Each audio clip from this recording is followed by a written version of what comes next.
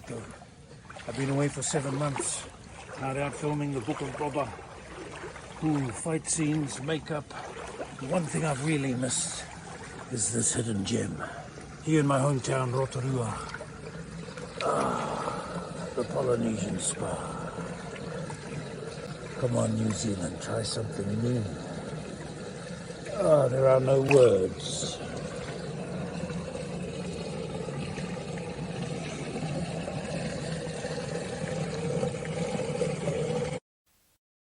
You know, I rode roller coasters from California to Alabama, but I still haven't found a ride that could rock my shit.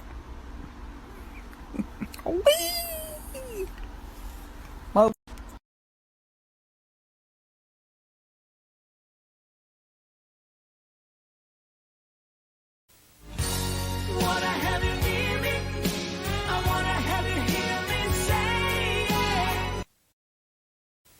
Partying is cool. Dying is not.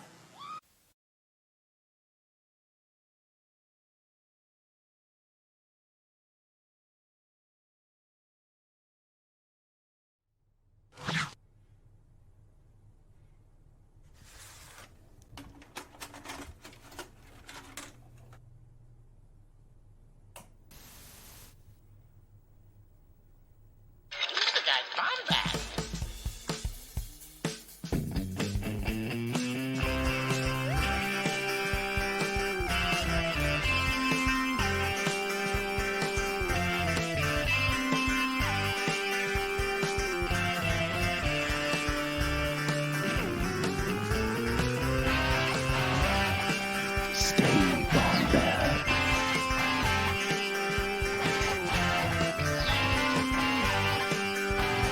Welcome to the Bombadcast.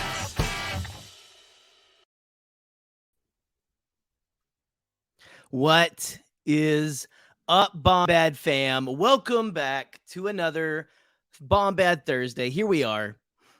It's another Book of Bombad episode. Guys, we're going to talk about the Book of Boba Fett, Chapter 2, Tribes of Tatooine. But before we do that, I need to talk to you guys. Hey, what's up, everyone in the chat? What's up? It's good to see you guys.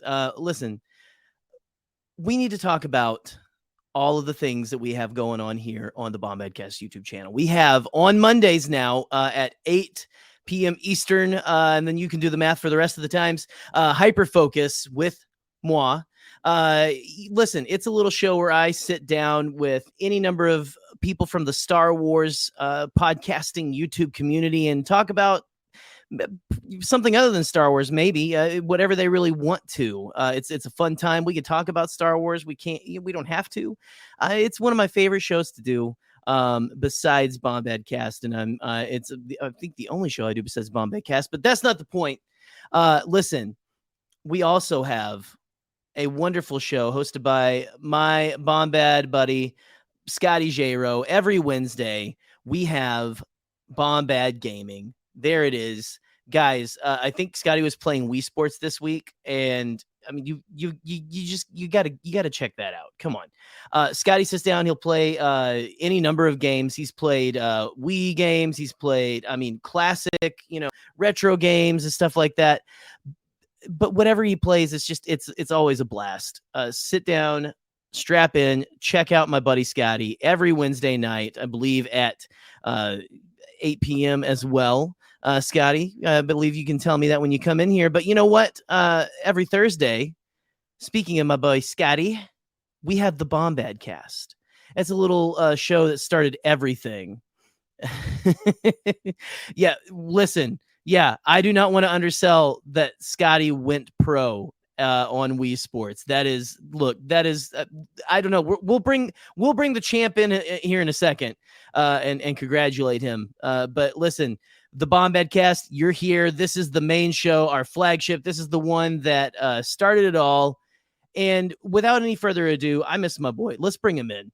Scotty, what are you doing, buddy? You know what I'm doing? I'm living my best life right now. Are you living We got it? so much Boba Fett to talk about right now. And we're just So much letting our goodness. guests wait. Why are we doing this? They're the ones we got on for this reason. We want to Because- make sure they get their thoughts in. It's beautiful. Everyone's got a It is recap beautiful. show, but I think it's so weird. It's like everyone has their own individual thoughts. I listen to Four Right. Sinners today. I've been talking to Pete and Nick and you these past couple of days talking about that. It's me and Eric watched it twice. It's just like one after another. I It's watched like, it twice today oh, before coming on. You're right. yes. Like it's yeah. Let's get it There's so going. much to unpack. Let's get There's it so going. much. There's I want to bring listen, him in first. Can I bring him in first? Let's bring in him. Wonderful soul from Pink Milk. Wonderful soul. And what's going on? It appears. And wait a minute. Oh no, I don't know. I think you're muted. It's okay. See. I fixed it. There we All go. right. Two six. All Hey, right. everybody. We Sorry didn't play about your that. intro video, Em. Hold on. I got to get your intro Okay, video see, you in. threw me Oh, no, off. This see, is why this I is what still had pre- my this is- button I on. threw her off. Hey, mate, who invited you here? Who invited you? It's all about pre-production, Scotty. It's all about pre-production. Oh, man. And what's going on?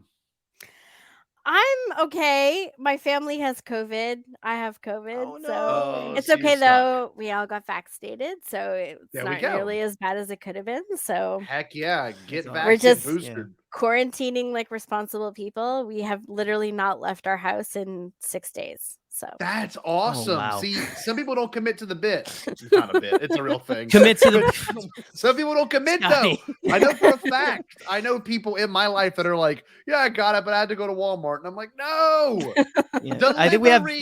Listen. Don't listen to Scotty. I think we actually have video right here of Scotty at a teachers meeting at school recently. Your children and your children's children will be subjugated. They will be asked, have you been a good little Nazi? Hail Fauci! Perhaps you remember your first edible. The recount to take us off the air tonight. That is our broadcast. It was not ready for that Delightful. energy. She was not Yeah. ready for that. That was amazing. that Oh, was delightful. Tim, I need you to plug something, okay? If you can right now.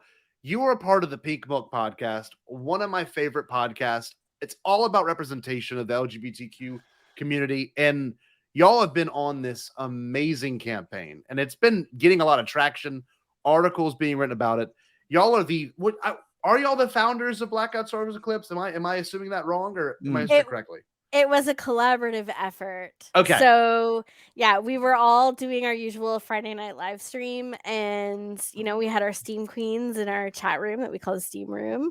Hell yeah. And we were talking about the game and about the issues with the studio that was going to be working on the game. And so we all came up with hashtag Blackout Star Wars Eclipse. Yep. Yeah, it was all of us together. I mean, Brian was the first one to actually say it. Yeah. But he insists that it was sort of, it all came together. It was like a magic moment of like everybody Yeah. who was in the chat room and us together talking. And that was just kind of what popped into his head. So- Well, it's been Absolutely. working. You had your lizard vision quest. Yes, Exactly. and Speaking it there. came to Yeah. yes. That's right. It was very spiritual. Yeah. So, I mean, do you want me to talk a bit more about the campaign? Sure. Yes, Do you mind if please. we bring Alden in just real quick? Absolutely. Do Because not Alden leave, always has thoughts. do Always not has leave thoughts. Alden out in the cold. Please. Here we bring go. There he Not is. at I gotta all. play What's the up? video. Gotta play the video. Hey, mate, who invited you here? Now I feel welcomed. Now I feel Honestly, that is a reasonable question to ask of someone who's holding a saxophone.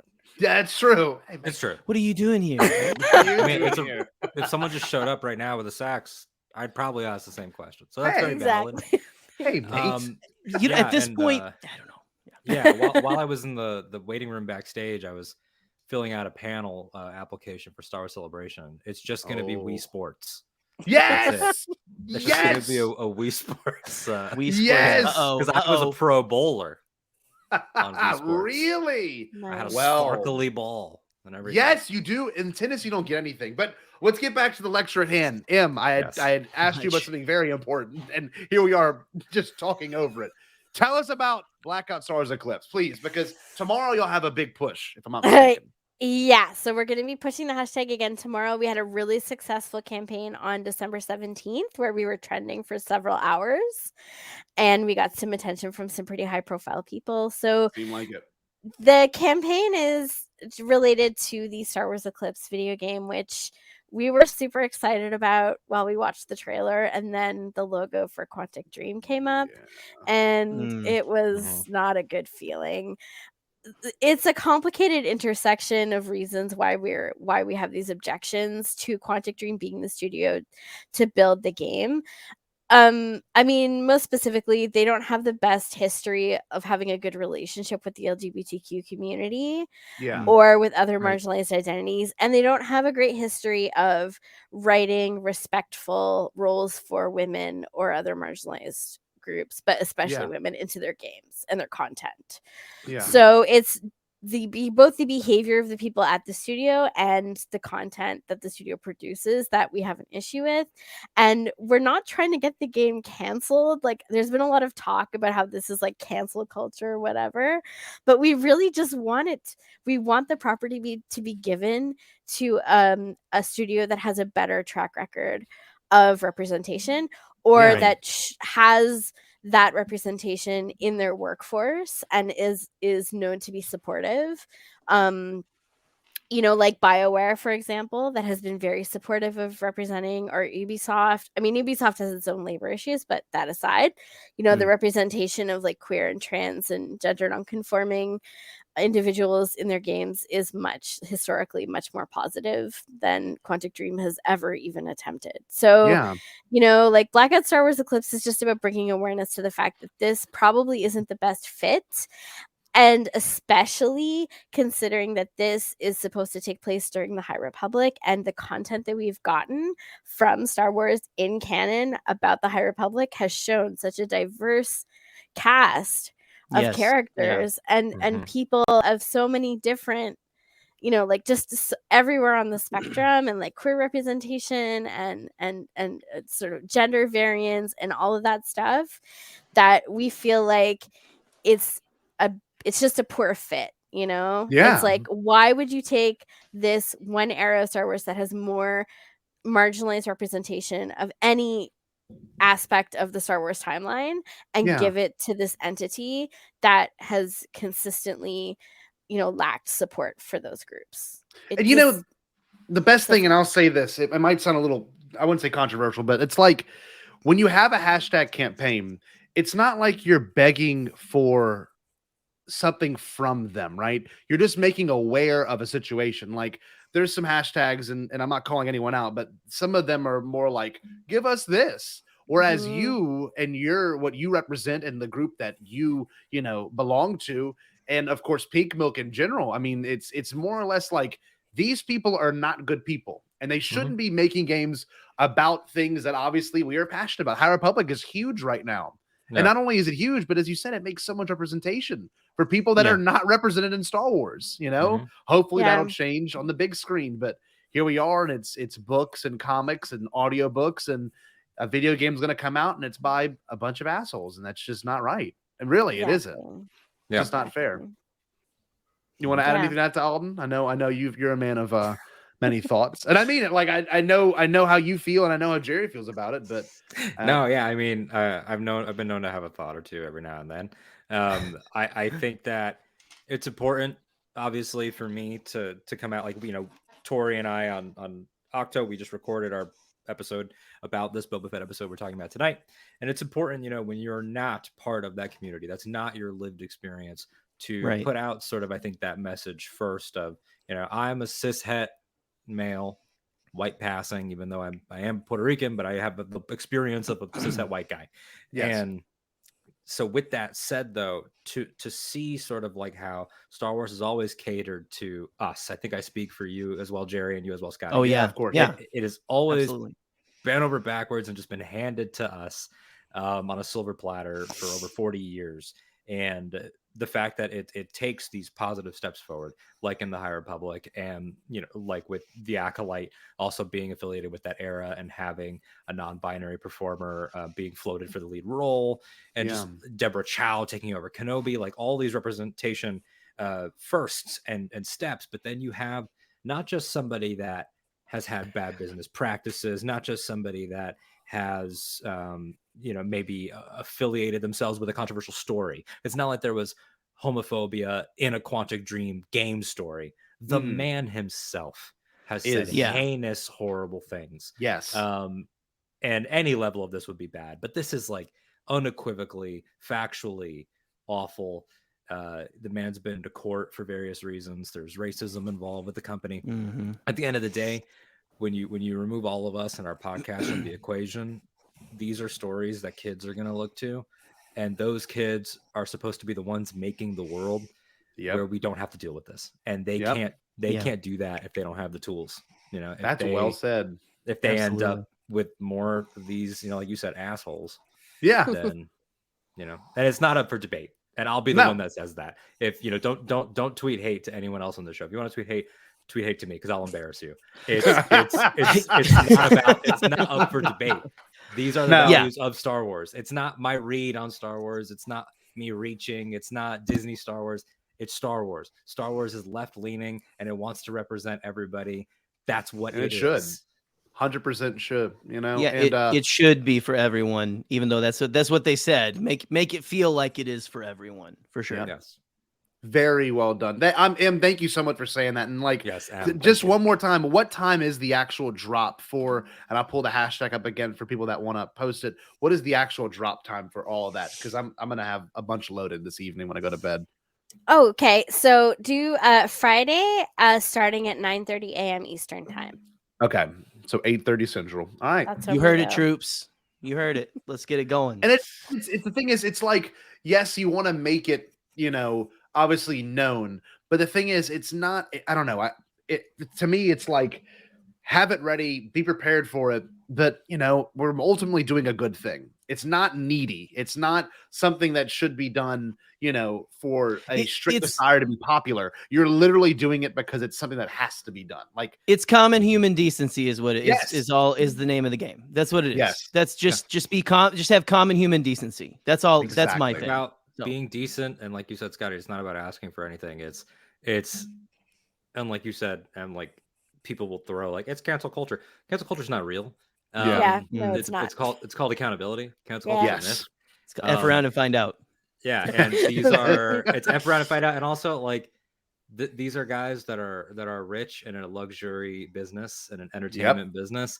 They decide to put their foot in their mouths and say these things. They can pay for it, just like any of us would. Yep. So exactly. Absolutely. Beautiful. That was awesome. Well, I guess it's time to get into the meat potatoes of this whole event. And we'll plug that, of course, at the very end, Blackout Stars Eclipse. But are y'all ready to talk about Boba Fett? Who's ready to talk about Boba Fett? Oh, Here we go. Yeah. Bring us I'm in, ready to Tim. talk about our short king. Bring us in, Tim. Hello, welcome to the Tim Show. I'm Tim Witter Morrison. Now, each week I invite a couple of buddies over to have a bit of a cordial. We have a bit of a sing-song, and I show them some of my postcards from Hollywood. Ooh, and they're looking pretty flash too. I visit the whānau in New Zealand and around the globe, and I even score some A-listers. Now, this week we've got a Tim Show special, episode 3, involvement of the Kiwis. I'm talking Star Wars. We find out how they make us clones. And I catch up with Rena Owen and talk to the producer, Rick McCullum, and talk to the big guy, George Lucas. So, lightsabers on! That's right. Lightsabers on. What is the Bombadcast if not a bit of a cordiddle? That's what I have one question about that clip. Okay. Can I get the Zabrak's phone number? Oh shit! That's amazing. Yo, maybe it's from 2004, I think, or 05. So It's fine. Probably dated. still How they aged. bracking around or whatever. and it's gonna have a plus sign in front of it and a bunch of other spaces that I still can't figure that out. European numbers and I guess New Zealand numbers too. Those are very strange to me. But what a stacked episode he had that day, though. He had Rick McCallum and George Lucas. Unreal. it's like And Captain Typo's playing saxophone in his lobby right there. Like, anyway, go on. it's just incredible. It's just incredible. I can't believe that ever existed. You know, that's and the way he's so casual about it. Like, maybe I'll get some A-listers. It's like, Oh man, his energy. Oh, I want that for the rest of my life. Like, I want if I have a bit of that energy, I think I'll be doing okay. You'll be All great. right? Yeah. Oh, and look who popped by. There we Ryan, go. what's Hey, up? Alden. Dad's here. Alden, Dad's speak. here. Yeah, Dad. speak your piece, Alden. You have a chance right now before we get into the conversation. Look, I've You said gotta this say it. before. I've said it on Twitter. I don't think people took me seriously enough. When I say that I want Brian and Tom Barry to adopt me, I mean it. I want them to be my fathers. This is not a joke. I don't have a dad. I want to be a Barry. Make Alden a Barry. Hashtag make Alden a Barry. Scotty, do we have like a Sarah McLachlan song to start playing in the middle of his little not thing yet. there or something? Like, We'll write one. For just 5 cents a day, you can The sponsor Alden. arms of angels. Oh man, that's great. And I also want to say this: we have so many people in the chat tonight. I gotta give a couple of shout outs. Oh man, We've got so good. Nick Milky. Oh, what a good person. Michael, Alex Corey, Pete from around the galaxy. We even got Reagan. What? We got Seth Parnell. We got Boop. We got, let's see, I saw someone else in here that I don't see often. Who I else saw is it? Bill. Shinobi. What? We got some Baraxium love in here. Tommy? So awesome. So awesome. And a galaxy. Great. This is just fantastic. And Bill Sheehy. I'm blown away. This Who's is that? Amazing. No, Here we go. Look at this. Look at this. It's confirmed. It's confirmed. Oh, guys. Oh man. Alden, seen how it you here feeling, first. man? I feel good. I feel fulfilled. They're gonna Good. add you to the chore wheel. No. Yeah. Oh, they work.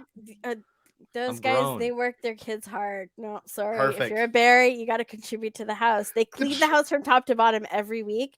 They just adopted a new dog. You're gonna have to take the dog for walks. Oh, You're on the chore wheel yes! now. For sure. Yes. I'm all about it. I'll claim all the dog ones. What's your favorite Take chore, all the Alden? dogs. What's my favorite chore? Yeah, what's the one that you don't mind doing? You guys all came here to talk about Bombadcast, but we want to know what your favorite chore is. I honestly Our time is talking think- about Book of Boba Fett. Yeah. I don't know if this excluding dog stuff because I love I'm a dog dad. Excluding Yes. that, I will say I'm not opposed to dishes. Oh, I like dishes too. I don't know why. Always Listen to have. some music while you're doing them. Yeah. Watch some Octo Radio, you know? Listen to some Yeah, Octo Radio. watch some. Hell yeah. Listen to the dulcet tones of my voice. Yes, fall Hell asleep yeah, while you man. do dishes. You know, Just kidding. Scotty may have went pro in Wii Sports, but man, you just went pro with like you just went pro with a family. Okay, like you are a pro child now. Right. That's right. Look at Scotty, I this. forgot about this too. So Yes, apparently, yeah, that's Michael true. Michael is our bomb bastard. So And then we've also Oh, adopted that's Boop. We've also adopted yeah, Boop. So yeah, there's yeah. man. And look, You let's adopted a talk- problem youth. Yes, with Boop. a cryptid, if you will. Yeah, here we go. Oh, that's amazing. Alden Berry. Like a Listen. doo-wop singer from the 40s, and I'm feeling it. Oh my god. Oh my Incredible. god, this is fantastic. Brilliant. I don't even want Brilliant. to talk about the Boba Fett episode. I want to just We've talk got about all to. his new family and everything now. So. Oh, I didn't know this. That's cool. Oh, but that's cool. Well, no, Scotty. That's cool. God. She's not Batman. I had a Cool. student- I don't no, know. I wait, don't I know. gotta tell a brief there story. are questions. There are I questions. teach genetics every year at the school I work at, and it's 7th grade standard. So when I teach, and I'm like, all right, think about your parents' eye color, think about their hair color, and one kid, and I felt so bad. And I just like, because sometimes you don't get the No. paperwork on kids that have been adopted, and they and course. one kid, and honestly, most kids at my school that are adopted are very open about it. It's not something that's like really hush hush, and they're like actually kind of funny about it. One kid's like, I can't do that. I'm like, well, why? And I don't know why I even thought. Walked right into it. Walked right. He goes, well, I don't know who my parents are. I'm like, oh, damn it, Scott. What the hell's wrong with you? So you went up to him, you sat next to his desk, and you said, "Metachlorians are the." You took a whole sales. We could do a special genetic lessons for you. Yes, if we're talking Star Wars here. Okay, we're 25 minutes in. We haven't even mentioned the name Boba Fett. Okay, We have. Now- we just haven't talked about his we episode. just haven't talked about it. We mentioned Tim a lot. So I guess let's start to get into the nitty gritty. Obviously, we all have thoughts on the first episode. We shared them last week. I'm sure a lot of you on your shows did too. How do y'all feel it bridged? Do you think it bridged a gap? Like, do you think from episode 1 to episode 2, was there like did it feel like more of a satisfying arc after seeing both put together? Really, at least it did for me. I kind of felt that way, honestly. Anyone else here? Yes. Yes. Yeah. I felt like it was sort of like a film, you know. like it just, I mean, just everyone knows that like the first episode was kind of slow. Yeah, sure. I don't blame you for feeling that way. I completely understand that. I mean, I feel so bad. Oh my gosh, I feel so bad. I'm usually not like unilaterally negative about anything Star Wars. So like that was trashing to me. Sure, of course. Oh, But I mean, yeah. I think in the sense of like, at least for me personally, whenever I watched it, I was like, okay, it gave me the setup. I was hoping for a little resolve, but obviously with what we have now, this second episode, I feel like it just laid every conflict out, at least for the gangster story. Because I'm thinking, where's the gangster story going? The Tusken story is brilliant. Some of the best Star Wars storytelling I've seen in years. And the gangster story was what needed some love. And we got some love. It got a little love today. Yeah. Yesterday. Yeah. Yesterday. Just a little bit. It gets so blurry. Alden, what do you think? Do you think it kind of benefited from each other? Or do you think they kind of both work on their own? I liked one, I think, a lot more than a lot of people did. Sure. But I agreed with the fact that it was slow. It's unequivocally slow, especially, with the with what you expect from Rodriguez, what you expect from Favreau, what you expect from Boba Fett. Right. So it was slowed down, which I appreciated, but this one was sort of the perfect balance. And Tori's on screen right now. Tori and I were talking about the balance of pace in this episode. It's lightning quick when it needs to be quick. So it starts, we have a prisoner, he's not talking, go to the mayor, go here, go there, boom, boom, boom, boom, boom. New characters, big characters, Hutz, Black Chrysanthemum. Like that happens in like 5 minutes. But it's amazing. Also super methodical and slow when it needs to be. Forging the gaffy stick, all of this stuff, peyote lizard, like it is so, which is just canon. I bless you, peyote lizard. Yes, peyote lizard. Until Pablo and Kristen Baver and all them give me a name, it's peyote lizard. Peyote lizard. Sometimes I write it lizard with like 5 Z's. Lizard. Lizard. And they put an apostrophe in the middle of the Zeds. Yes. Yes. It's a lizard. Maybe a hyphen. Who knows? I don't know. A lizard. We'll see. And it's lizard. It's just like you just feel like you're on like exactly where you need to be at all times. It's masterfully directed. Shout out to Steph Green, who's not new to TV, not new to directing, but new to Star Wars. Yeah. And it was like just fit so perfectly, so effortlessly. Oh man. Just knocked it out of the park. It was wild. And there was a couple of scenes in there, like you said, those first 15 minutes, Rancor tease. You even get, the Ithorian mayor. You get some weird bureaucratic mess between the mayor and the major domo and the guy at the front desk. Like the humor was crazy. It was the guy wild. at the front desk. The guy at the front desk with the mustache and the mullet, like one of my new favorite people ever in Star Wars. It's really he goes, funny. You have an Boba Fett. That it's like if I was in Star Wars. Let me see. The moment when the major domo takes over and the guy's like, no, okay. And he I laughed so hard. That is such amazing. A good little acting choice. Okay. It killed me. I'm telling you, it's immediate. How many times a day does that happen? Yeah, it's incredible. It's amazing. It's just small stuff like that I felt like the chemistry between certain characters, the major domo, just still being like, we didn't realize you were going to be here. So sorry. You can't see the mayor. And then hits the button and walks in. I was like, that's this amazing. is actually off limits. Like, yes, like this is just behind the desk. Like it I just used worked. I used to say that director Krennic was the greatest example of middle management in Star Wars. But this guy is honestly like this guy is is middle management. True. Oh, it's true. And like, and obviously it's so weird because then the mayor's like, I don't know who sent them. Go talk to go to the sanctuary. And what's her name? Who's Jennifer Beals' character? I forget her name. Madame Garza. Yeah, go talk to Madame Garza. And he yeah. walks in there. He's like, and then of course she's even an asshole. She's like, you want to go sit in the bar while we have a table open? I'm like, what is happening? Like, Well, I love this how is they're so like, weird. I think They they don't take him thought that he was serious. gonna be dead or something too. Yes, They're like, oh, yes. he's still alive. He's still alive. Yeah. And then you're sweating more than something on Mustafar. I forget the exact I think it's a Gumpta. Yeah, Gupta. Gupta, yeah. Yeah. So well, yeah, it's just like I think you're onto something with the whole they thought he was going to be dead. They are so you could tell in the first episode it was a culture shock. Like Boba Fett being like, "I walk on my own 2 feet." They're like, Yep. "All right, that's a little weird for." Everyone keeps saying, "Oh, I didn't hear your litter a coming." daimyo. Yeah. Exactly. Yeah. And now for a second time, it's like he's still walking around this town, like trying to talk to us. Like, what is he doing? The hell does this guy You think don't he do is? that.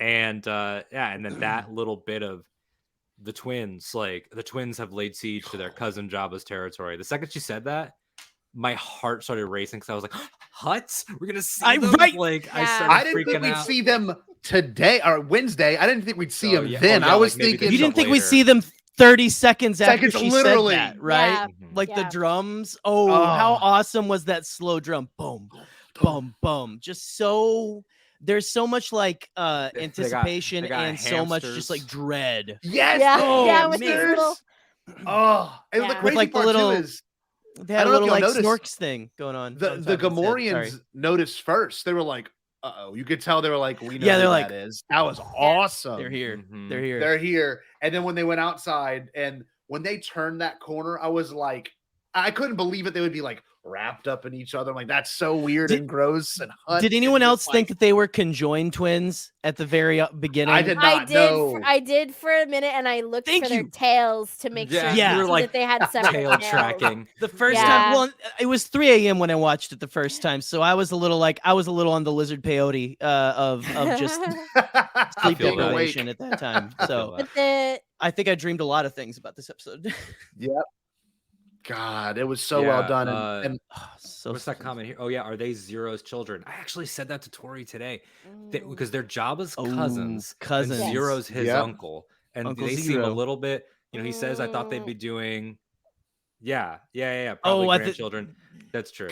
they're too involved with the debauchery of Debauchery Hutta. on Hutta. Yeah. Yeah. Yes. Like, these are the I wanna younger Hutts and Talonium. If super we interesting. see Nal Hutta in Oh, it's gonna be live insane. action, Oh man, I'll be so I don't happy. know if I may die. I don't know. Yeah. Like it I cannot. Now Sorry, Hutta, I don't know. I Narshada. feel like that would be a little bit more spicy than they're willing to show on Disney. See, that's what Yeah. I'm saying. Like, You're but if probably they right. do it, that's what I'm saying. If they do it, I'm gonna like my head's gonna blow up like the guy from Scanners or something. Like like it's just gonna be. Yeah, It's gonna be insane. it's This would fantastic. this would make Tori's day. I Snoots, know that. babies. That. Imagine if they had like snoots or something. just They like have a very little- just like let's with snoots. Tori, since you're watching, as the resident creatures expert, can Size Noodles feasibly give birth to a Hut baby? Let me know. Whoa. Weird. Ooh. Who would have thought we'd had this conversation? I mean, I really mean you that. can actually technically find out which, like, there is apparently information somewhere out there about in canon, like which species are compatible with. Yeah, obviously we know like Whoa, humans really? and Twi'leks. Yeah, is like- Yeah, that makes Yeah. sense. Krollyutes and humans are not. Okay. I wonder Okay. if Umbarans and humans. That seems close enough. I mean, basically, right? They're just very pale Yeah. humans or something. Look, right? what I'm getting at is I need a canon source book. I saw Kelly Knox in the chat. Kelly, Kelly. write a book about what aliens I could Everyone- feasibly start a family with. Everyone's junk. We want to know about everyone's There she junk. is. Yeah. Which Yes, which ones exactly. which puzzle pieces can make the more little puzzle pieces? I wish this was a standard. I wish I could teach this, but I guess I can't. Oh, on it. He's on it. Daddy wants a He's textbook. on it. Kelly, thank you. I want to teach a lesson on this, Kelly. No, It's in so all important. seriousness, though. Today their we're going to learn about the presence- reproductive organs of Hutts. Yes. Yes. Yeah. You know, and the way they were like intertwined, and of course the litter and the people struggling, like that was so intense for me. And then of course the huge drop, right? You got say his name because I'm gonna mess it up. I have it written down. Oh, Black Chrysanthemum. Chrysanthemum. Yep. What? Black That was chrysanthemum. amazing. That was amazing. Love At it. least to me. Love it. I I think that someone can correct me in the chat if I'm wrong. So Cobb Vanth is the first novel character. This is the first comics character, right? There's no one else. As far as I Ooh, can good tell point. in live action, like I think it in, is. in anything. Yes. So that puts so much on the Yes. table. I mean, like for fans of Afra, this is that tease of like, oh, she's out there, and they're thinking about it, and they're looking at it, and super. I mean, this is like the core cast of Afra. You know, Black Chrysanthemum, BT 000, and her. Oh. You know, so it's like, and Magna Tolvin, of course. So it's like we're getting there. Oh, I would love Yeah, that. I was so happy. I was so happy to see that Wookiee. Like, Unbelievable. And like, well, Saul had his treatment, Cobb Vanth had his treatment. Like, right. Let's get some more of that. Like, and it's just subtle. Like, I'd imagine Favreau didn't know who this character was, and they were like, we need a guardian. We need someone that's gonna come in there and like, be a threat to what if we Boba. had a cool Wookiee or something? Something. He could have even said Bosk, but I'm sure someone was like, actually, yes, we've How about got this? one. Exactly. And that's the thing, is like nobody can convince me that he wrote the Marshal knowing who Cobb Vanth was. He probably says, I'm gonna have a gunslinging cowboy, and they say, actually, if you go over here. And so for him, and by the way, completely agree, best looking Wookiee, and whoever played him, the crazy eyes behind that mask. Yes. Oh man, unhinged. He did amazing. Like when he like does the eyebrow raise to Fett. I love that he goes, hey buddy, don't make me kill you. This is where I get my favorite line in the episode, besides like a bantha. What's that? These are not the slave pits of Dur, and I am the sleeping Trandoshan. Yes! It's like pretty good. It's like sets up his resume, smacks it down. Like you have to you can't take a guy out unless they're sleeping. Yeah. Damn. So good. And I won't say what I said whenever I saw Black Chrysanthemum show up, but like because my mother he texted me and informed me she is watching. So say hi, Mom, kids. Hey, hey, Miss Cable. Yeah, hey, Miss Cable. But I basically at 3 a.m. yelled, "Holy F!" Yeah. Oh yeah. Loud. I was really DiCaprio loud. meme. I know. Oh yeah, like. Holy like it was just By the way, it was a visceral reaction seeing that, and it just like you said, like it opens up like Chelly Afra, it opens up like many doors to so many things. Yeah, like anything is possible. Get Charlie Ashby out of these comments saying Ochia Bastoon. That does not count. He was in the I can't even universe. tell what he's typing. Listen. His accent's so heavy when he types. His accent's so thick. What's he saying about? Okay, hold on. Listen, I would love some Ochia Bastoon in the helmet from the I would love some Ochia Bastoon with the energy of kicking down the door saying, "I'm Ochia Bastoon." Please, I will take that in the show. Charlie, I'm with you. Let Jerry say a story. Jerry, only if you listen. I gotta be careful. My mom will ground me, guys. No. Mrs. Cable, guys, I can't fuck around. Okay. Sorry. He did it. Hot pockets down. I'm sorry. Get some hot pockets for this man. Well, it's funny because almost immediately after they cut, after all that exposition, and like that was enough for me to be like, well, the episode could actually end.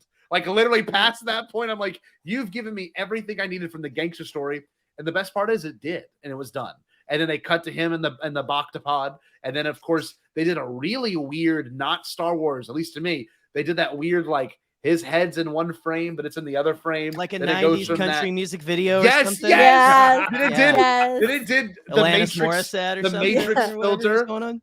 It did the Matrix filter, and then it I goes love into that the fuzzy, scene. like I love Walker it too. Texas Ranger effect. I call it. I love so it. cool. Like, transition Because it's like in the same way that like George, like in a lot of ways, like pioneered PowerPoint transitioning with his wife. Yes. Oh, the It's like- wipes. Yeah. It's like that. It's like what PowerPoint effect have we not? I'm waiting for spirals in a show.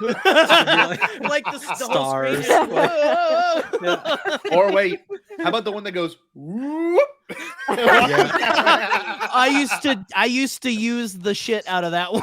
That one goes Oh. and it like launches. If I made were Star like, Wars, it would be a bunch of here we Add go. some momentum to this PowerPoint, right? Here. Oh, what if it did like a Batman and it like spun out really quickly? Just like Oh, a it's Boba Fett brilliant. helmet. Okay, all right. Let's move on. In the weeds. What is he saying? I can't even read this. Charlie, quit posting scoops. Yeah, Just like you stop. were ever subscribed, liar. Star Wars right leaks celebrity. Charlie Yeah, Ashby. I'm glad I found that one. There he is. Wow. all right. So So it's so weird. The last episode ended off with him obviously being accepted into the Tusken Raider tribe, and then now he's not only accepted, but he's learning from and it's crazy. I didn't notice it till I watched it today on my off period. But like not the sun's going down, but they were doing that training all day. I didn't realize that because they had it like midday, and then of course towards the end when everyone's kind of gathered around him, it's like straight up dusk. So it's like or dawn, Yeah. or I don't know which one it is. Dusk. Either was way, the From sun's Dusk Till Dawn by Robert There we go. Rodriguez. But man, that was so cool. I love seeing that. And like, Yeah. I don't know, to see Boba have to go through something that way was just brilliant. And it says a lot about his character. I mean, he's learning. He's been reborn. He's not trying to escape anymore. He has been accepted. right. Mhm. And their culture is just so rich. And I never knew I needed it. Honestly, I never knew I needed it. It was just amazing. If you watch it carefully enough, you can actually see what he's doing wrong. Really? Yeah. Ooh. His grip is Go on. his hands are too close together on the stick. Okay, is it separate more? And it needs to be separated more because when you have a wider base, that's Mhm. always that gives you more stability. If anyone's ever like studied kinesiology, like, and if you're Oh. especially with that kind of weapon, like it's going to be jarring your Yeah. arms as you strike. When they're too So close. if you want if you want to have a firmer grip on it, Mhm. you have to put your hands further apart.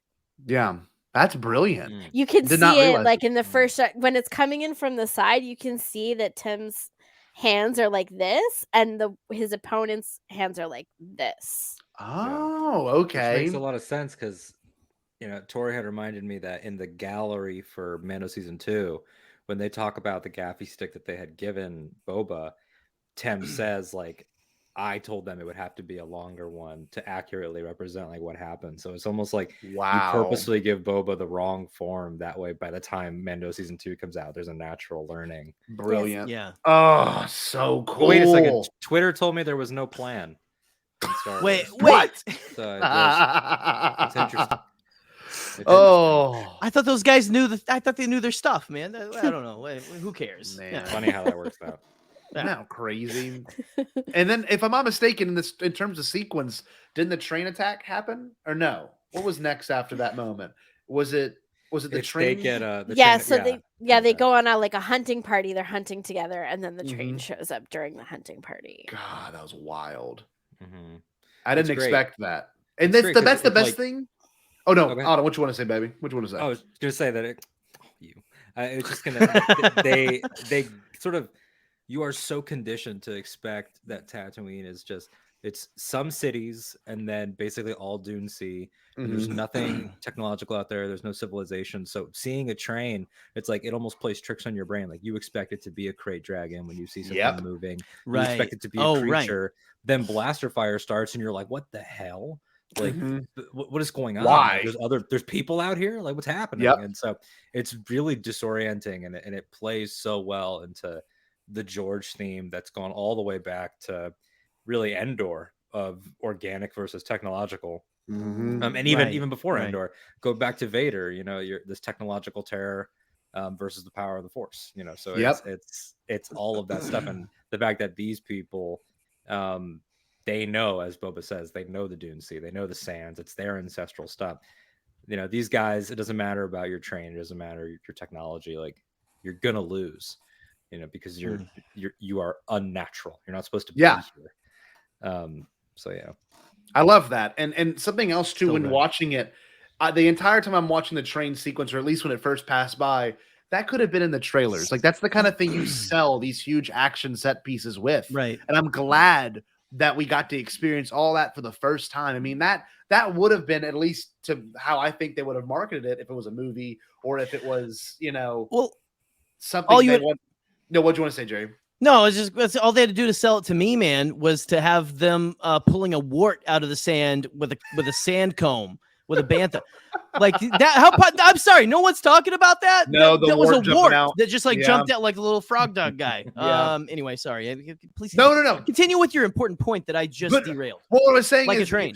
You're so used to Segue. marketing, attacking scenes like that, and it was nice not to be aware of a scene that was going to come. Like I would have never expected when I started that episode that morning that we would have 100% had a train sequence, number one, but also it would be a Tusken versus Pike train, like what, all that kind of thing. Those things have all been so buried deep in this story. I don't know, it's brilliant. And that had exactly to be my thoughts. Exactly. Yes, thoughts exactly. We found shit. there were those two Spaceballs troops at Celebration Chicago.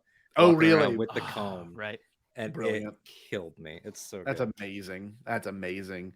Yeah, I'm just happy right now at this point in the story where we really don't know what to expect. Obviously, there's still some stuff in the trailers that we haven't gotten, but the Pikes showing up and then their faces were revealed for the first time in live action, and I'm sure some people aren't happy with it, but I mean, it's a lot like Boba's dreams. It's like it's all up for interpretation, really. I mean, it's up to the people making it.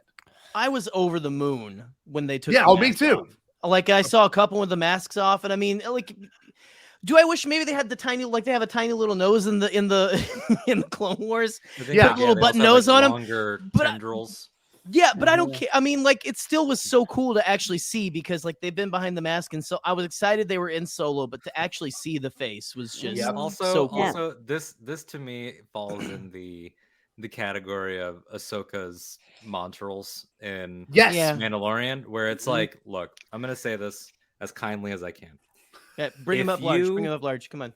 Bring it big. Thank you. Come on, bring it big. Bring it big. If you track the appearance of Saw Gerrera from Clone Wars to chronologically through Fallen Order into Rebels to Rogue One, not one of those looks like the same man. Not one. Not one looks like the same man. They are completely different looking guys. Oh, and Bad Batch as well. Bad Batch. Yep. Saw Gerrera has looked 5 different ways.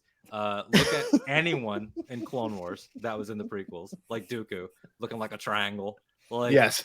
Let's stop. An obtuse triangle too. Let's stop pretending that these are ever going to be consistent. Like there's I mean, Dooku's head alone, the man is a human being, and his head again looks like one of the Easter Island skull, like statues. Yeah. Like just calm down, everyone. It's fine. Like I'm amazed that we're just getting this. Yes, I agree. Boop stole my line. Boop stole my line. There it is.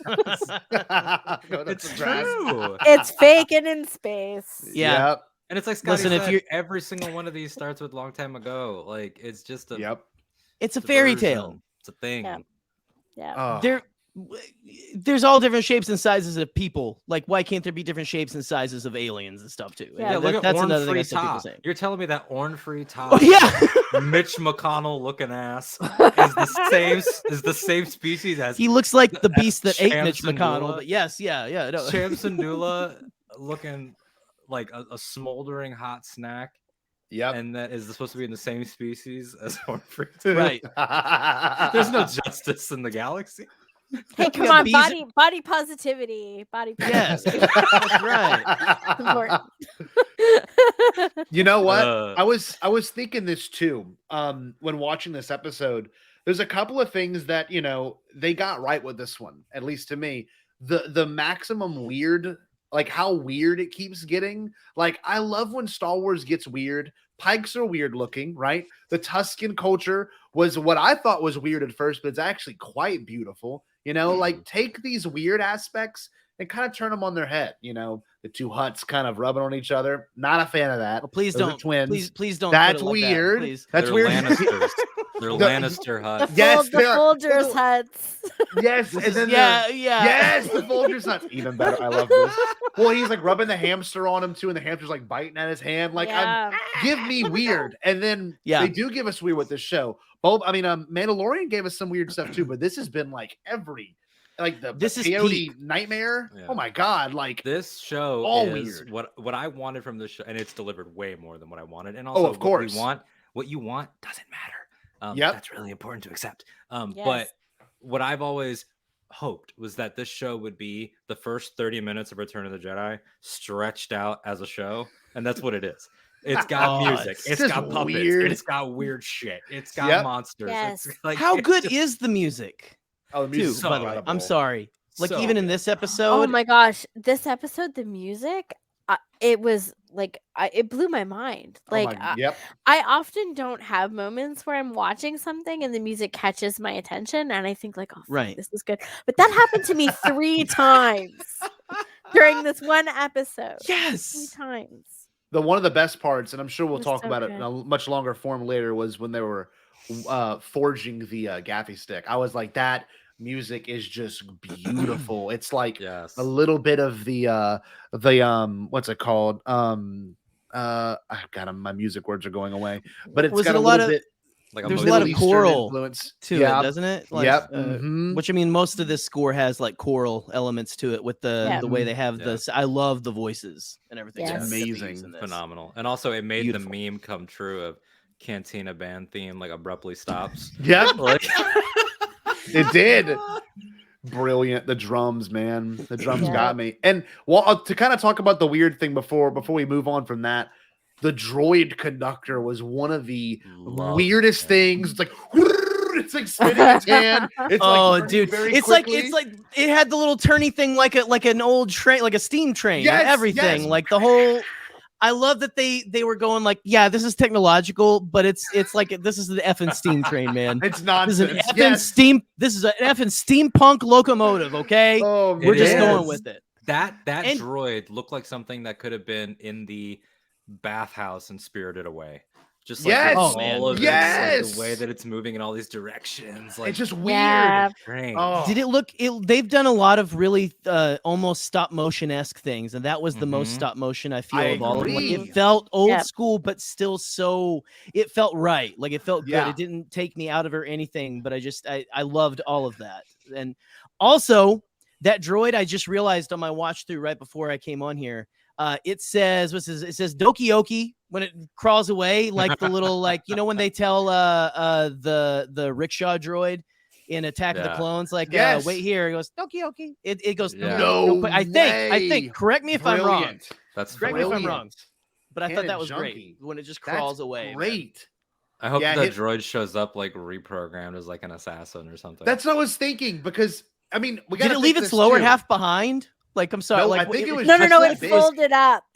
Oh, Yeah, okay. it kinda Yeah. opens I was like wondering- that, and I love it. Just like Yeah. opens the window, like nah, I'm out, man. so But good. now we know they're okay. So obviously they're running spice from somewhere to someone. Now that's the one thing I'm kind of lost on. Is it to Bib Fortuna? You think? Because that's who's taken over. That's who's taken over Jabba's palace at that point. So I was hoping we'd get more, I guess, answers on that one, at least to me, because I was very interested to see where they were going and are they going to get another train and come back? Because the only way they can is if they pay the Tuscans. Was it like physically pay them? What was the exact phrasing? don't I think remember. it was They were to pay a toll. a toll, toll. yeah. You and to pay a okay, big. toll, and for every life, it will be repaid tenfold. Wow. And I think that they are like So powerful. Clearly, they're not a credits-based society, so maybe they'll No. bring the water cart around every Yeah. now and then. I don't know, something like that. Some Bantha sort Young. of arrangement. Give them Yeah. Yeah. better blasters, maybe, or So- it'll be interesting to see how that happens. Oh, My buddy Josh from Holo Chronicles, he messaged me, or he messaged a group chat that we're in, and he said, "What do you think of this?" And I never made this connection, obviously, until he pointed it out. But in Chapter 5 of The Mandalorian, whenever Din is trying to get access to the Dune Sea, he had to trade on the binoculars for that, right? And I'm like, oh, I was like, that's pretty clever because that would have been 5 years later. So that he is getting access to the Dune Sea. So I'm like, Because of the does that system that Boba set up. So is that Yeah. part of it Yeah, now, right? I'm like, that's that interesting. that's really clever. And I'd imagine, that's how they get Din involved with the story. Not so early on, but later, I mean. Respectful boys pay the toll. I'm just saying that respectful boys respect other people. That's all I'm saying. So Din and Boba, they're respectful boys. So that's great. That's great. But yeah, like that's really interesting if that's like a cultural change that happens on Tatooine, right? It's like everyone comes to this understanding that if you encounter the Tuscans in the sands, you have to give them something of value. Yeah. And Brilliant. then eventually the Tuscans are gonna have like their own sort of like Pawn Stars responses. Like, nah, best I can do is 100 yards. you all the way in. Not for that. Oh man. Things people they are can't lining use. up around like the cantina to get to trade shit for it. Yeah. Oh, that's great. Oh my god. Well, it's cool though too. Oh, what would you want to say, Jerry? Because I wanted to say how much they fleshed out these characters. No. Go on with that, because I was gonna go straight to the dream sequence and ask you guys a question of something you thought. But go on. So after obviously seeing so much of the Tuscan culture these past couple of, I guess, weeks, days, or even including last year, with Din Djarin and Cobb Vanth bringing them together, I think this honestly has become one of my favorite fleshing out of anything from the OT. Obviously except for the prequels, but like when you take just a character that has been established as being a savage, as being someone that's obviously a nuisance to Tatooine, and you make them the focal point, and you make them the center of attention, you make them everything that you didn't expect of it. And it was kind of a slow progression, obviously, from chapter 5 and chapter 9 of The Mandalorian. Now here we are fully into it. How do y'all feel about that? Because I think it's one of the most beautiful things Star Wars has done in a long time, like in a very long time. I think it's very beautiful, and I think it's resonant as well because culturally we're coming to this moment where we are recognizing that the humanity of marginalized and indigenous populations has been discounted up until now. Yes.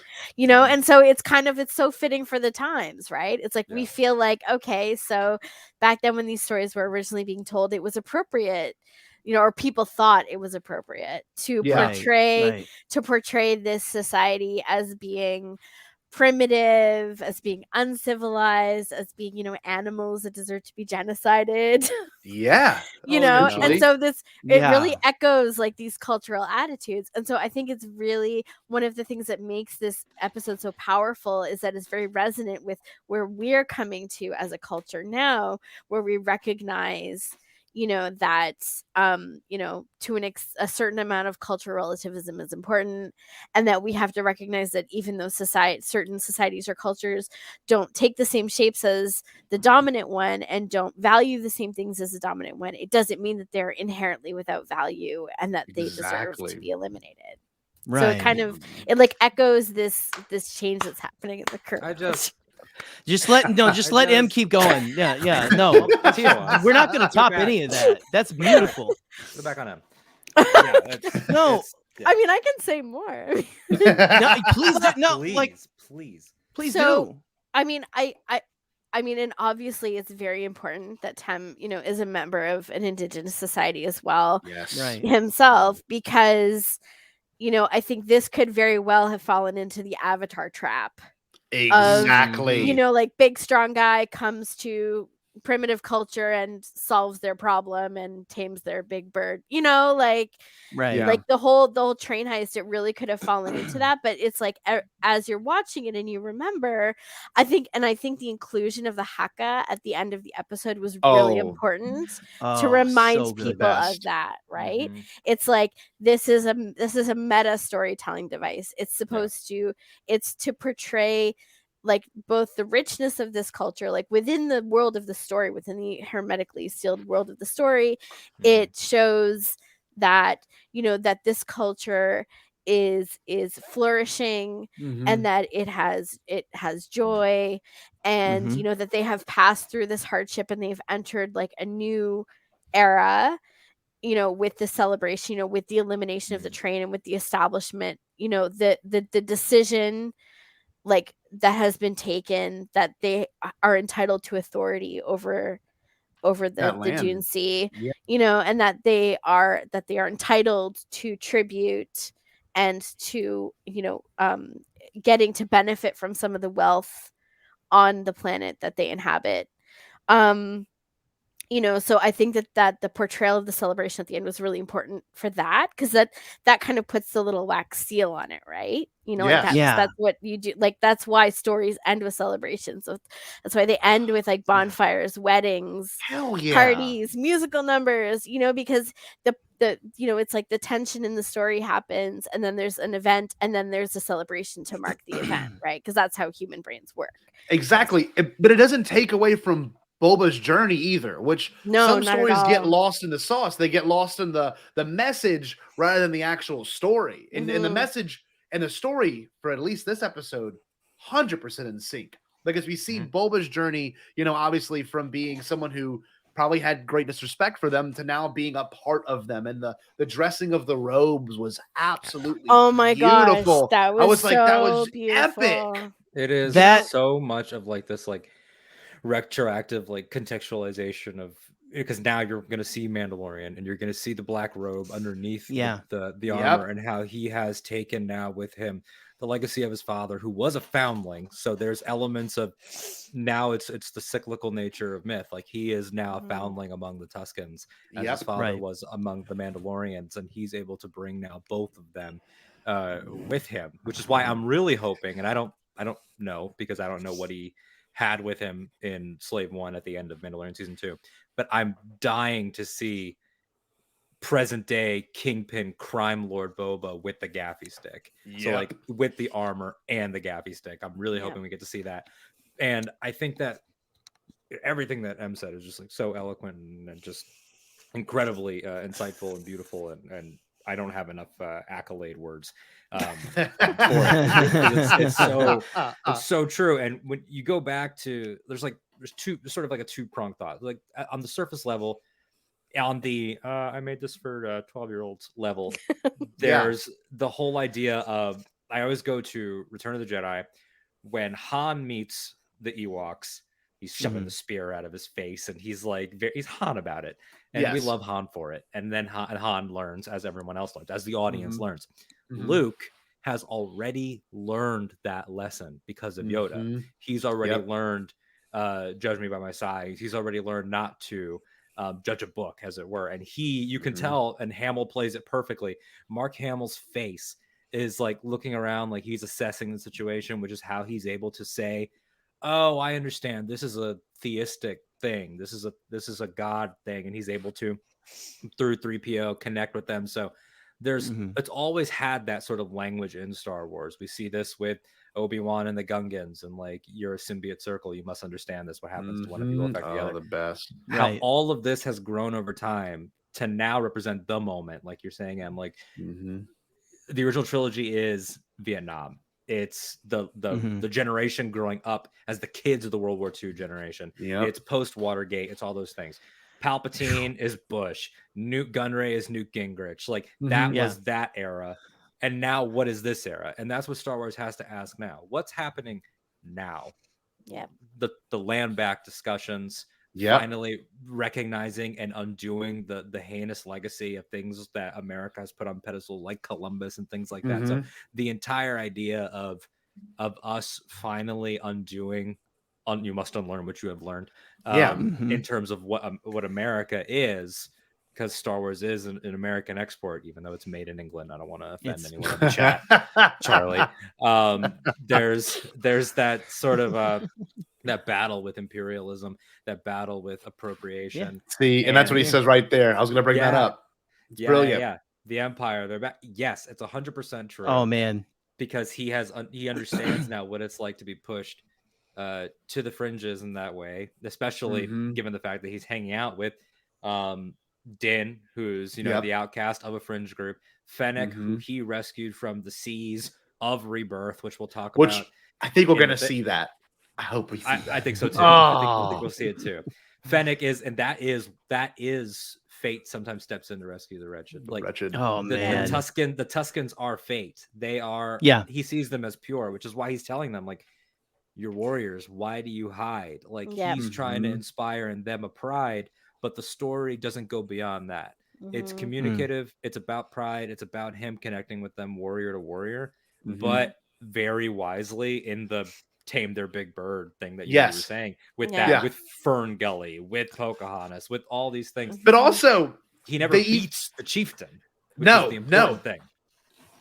They also play with the idea of, you know, how when colonialists came to America, obviously they brought over some good things like horses, you know, and horses being a native thing, you know, the natives took the tools that the colonials had brought over, right?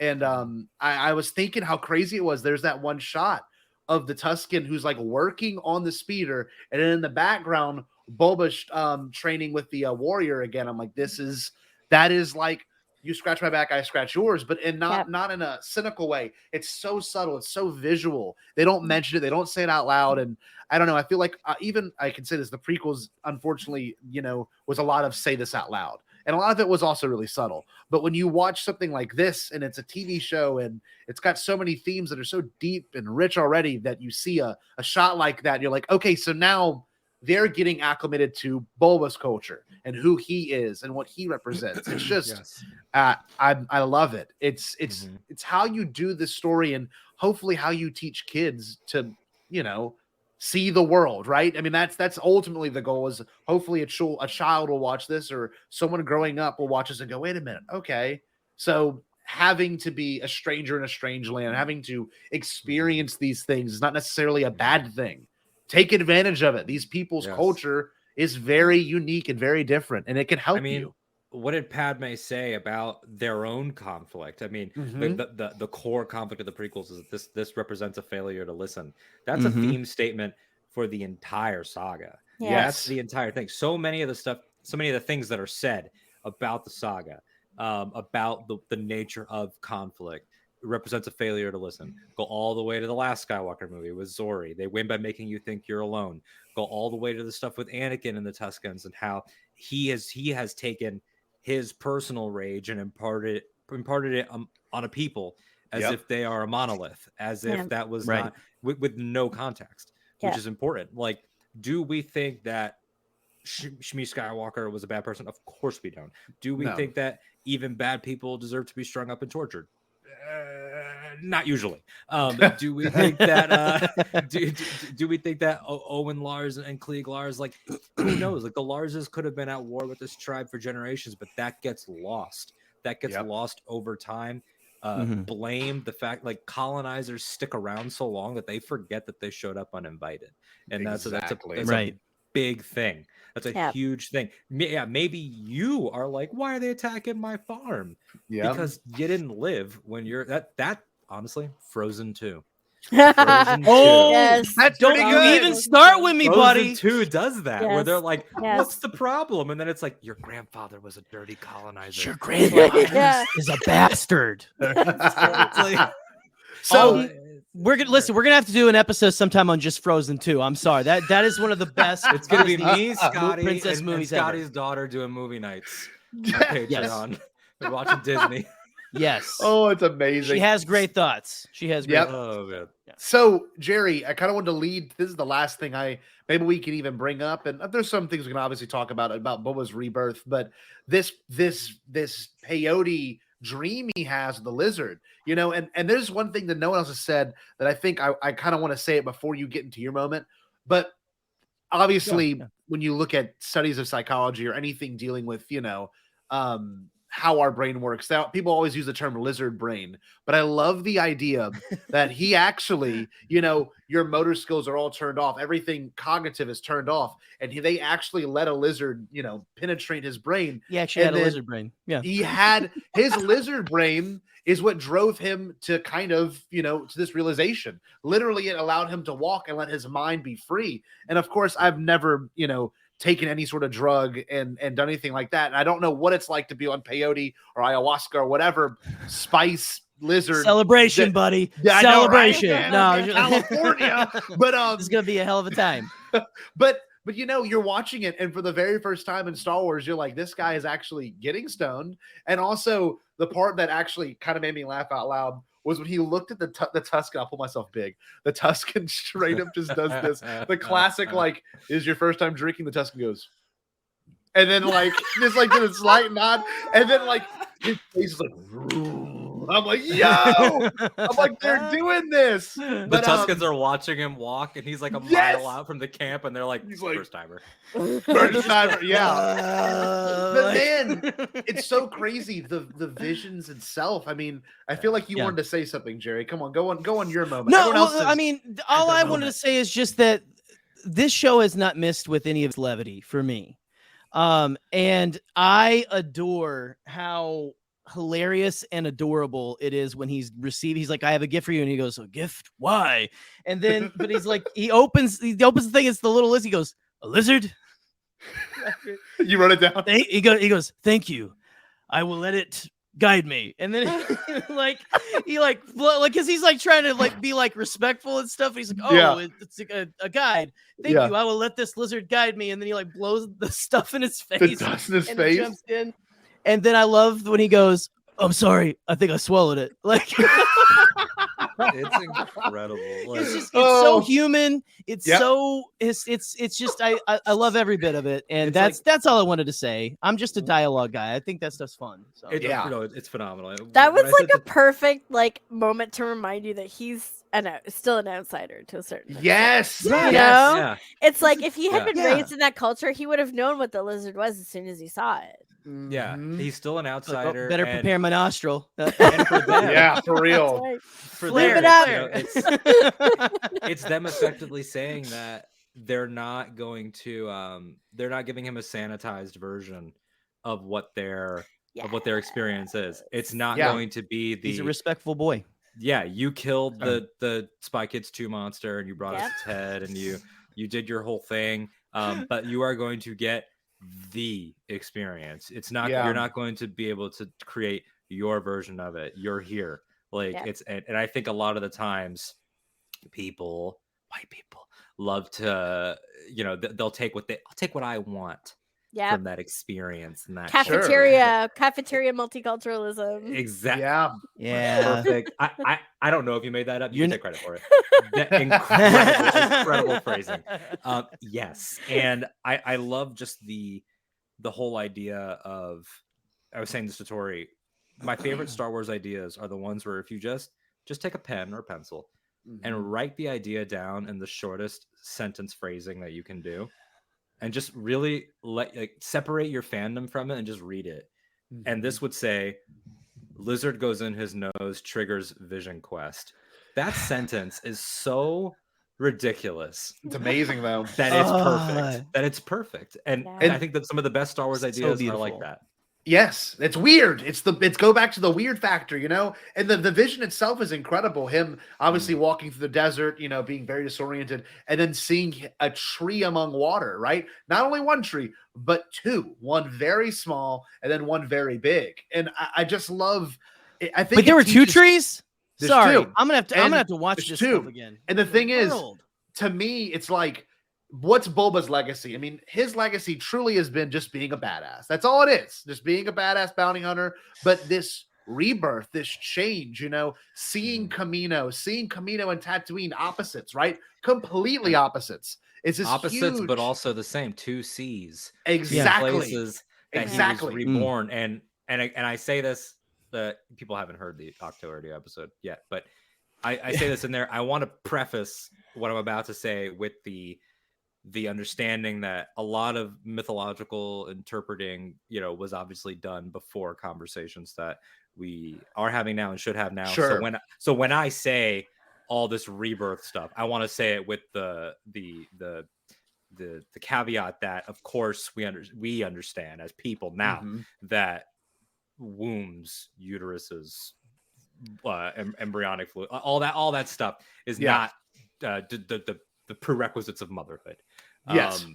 But in the classical myth interpretation, the whole idea that he comes from a place that is not just an ocean, but is thousands upon thousands of embryos in these pods. It's constant birth. Right. And he comes from that place, but he's seeing dad leave over and over and over until dad left permanently Yeah. And he has to get past that. He has to get past his own death and rebirth. So it's this constant cycle of the clones and Jango and me and what I am and Boba Fett. He's in the classic armor in this vision because he's putting that to bed before he can actually don the black Tusken robe. So it's just like, this is, to me, it's not even in the same, like, it's not like, you know, I've heard people say like, oh, it's kind of like Luke in the cave or like Rey with the saber. Not really. It's like up there. Yeah. Like, it's in its own category, but it's like equally beautiful. Like, I was so moved. And it's, again, like, Steph Green, I don't know you. I think you're great. You're a genius. I just have to say, like, so I think. Go ahead. Oh go no, ahead. M, you go. What I was gonna say, like, this is what I've been thinking pretty much ever since I saw the episode, which is that, you know, I know that a lot of people, people whose opinion doesn't matter very much, but a lot of them, were very disappointed, you know, to see Boba being more than just a tough guy, and you know, I feel like this part of the story is our story explanation for why he's not that way. Yes, because 100%. It's like we don't often get stories like this. It's like when we first, and I think it's one of the reasons why, you know, it was important in the first episode to see that Boba's overarching behavior is respectful. Like, he says the word respect, you know, and he shows a commitment to like being level-headed, merciful. You know, he's interested in justice and in being righteous, and to being judicious with the use of force. It doesn't mean he's not skilled at the use of force, but he is judicious with how he uses it, and he's prudent in how he uses it. And I feel like all of those qualities have come to him. Like, I think the fanboys are not entirely incorrect. You know, there is that aspect of Boba Fett where he is, you know, a badass. He's like a badass warrior, bounty hunter, you know, all that stuff. He's very tough. And yes, you know, like a lot of his character prior to this was defined by those qualities. But when we meet him in Book of Boba Fett and he's showing these qualities of prudence and mercy, he has come to those qualities through having a spiritual transformation, which was his mission quest. God. Very well said. Absolutely. And especially in terms of, you know, how do you make me care about Boba Fett? Because I didn't care about him before. I'll be honest with you. I thought he was cool. I thought everything he represented was kind of cool. He was the cool guy in the back. And then we're getting things now about this character. And obviously in chapter 14, when he showed back up, we were like, that's Boba Fett. What? But now we're getting a deconstruction. He had his pilot episode then. I said that last week. That was the Boba Fett pilot. That one. The one that happened in 2020. That was the pilot episode. This, what we're getting is why you should care about this character. Why do you relate to him? You know, and it's weird. It's doing a Star Wars trope of fatherhood, but I almost think anyone can place themselves in this because it's not only fatherhood, it's identity, right? His identity, he doesn't know who he is. For a long time, he thought, you know, obviously in Clone Wars, he was a little badass. He wanted to, you know, he wanted to be the coolest guy around. He wanted to have do nothing but bad things. But here we are now.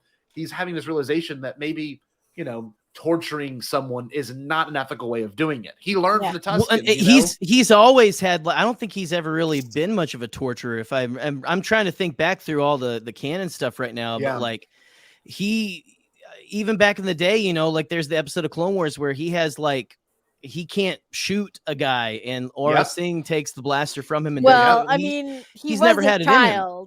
He was a child, literal child. Right. But I just think he was a child that was driven by, I mean, it's about what is sustainable. You know, he was a child driven by grief and rage.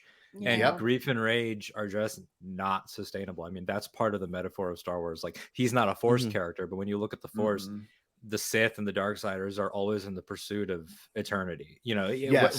whatever version of that is for them, especially Palpatine, it's immortality, but he can't achieve Yeah. that because he can't let go. Boba Fett on the peyote quest is Boba Fett letting go. That's why you get a version of him in Mando that will say, let's put things down, have a chat. Like, he was not going to have a chat. I mean, in canon, he's done some heinous things. I mean, he worked for Vader, you know, to the point where Vader had to tell him to chill when we first meet him. This is true. Yeah. So yeah. You know, he's that guy, but it's about why is this man in search of peace in so many ways? Like it's such a battle for the soul in a certain way. And I've drawn the comparison between one of my favorite moments in Mandalorian season 1 is in chapter 3, the Sin, Deborah Chow's first episode. And when when Din says to the armorer, my armor has lost its integrity, I may need to begin again. That is, you know, for the kids watching, literal, letting you know where he's at. He's going to get an upgrade.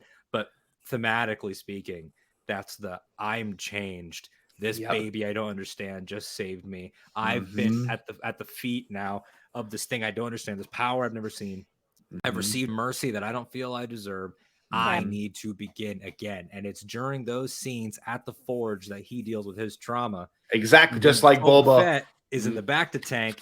His body's being put back together.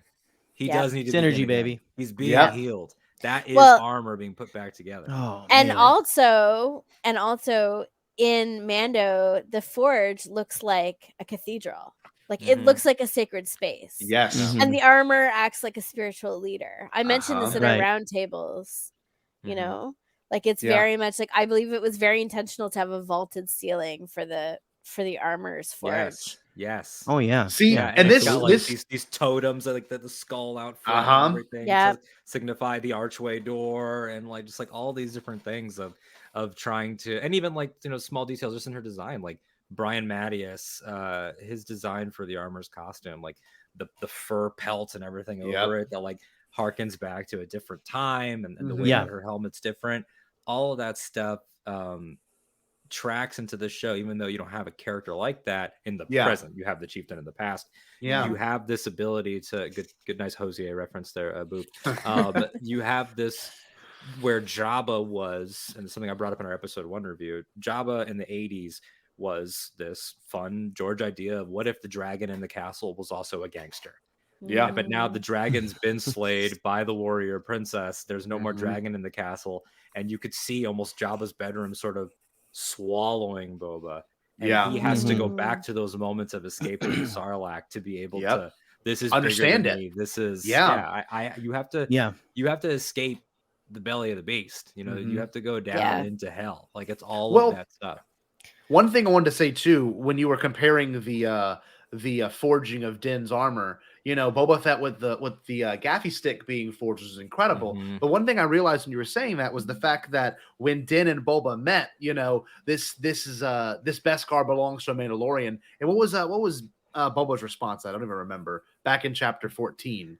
Well, he says that he immediately brings up Django. You know, it was my father. Yes. Django. Yes. It's at the end that he brings up the specifics, like he was a family and fought in the war. So the reason I say that is, like, obviously, you know, Boba is now a foundling to that society, but it shows that Boba does not really follow. He follows a creed of respect, but he just got accepted into a whole new society that should not have accepted him. Obviously, it just in every situation, but he is now like Din, you know, he had to accept this new reality of Din had to accept the baby, his role as a protector of the baby, just as Boba's having to accept his, I guess, newfound family. It's so weird. The found family thing comes right back around.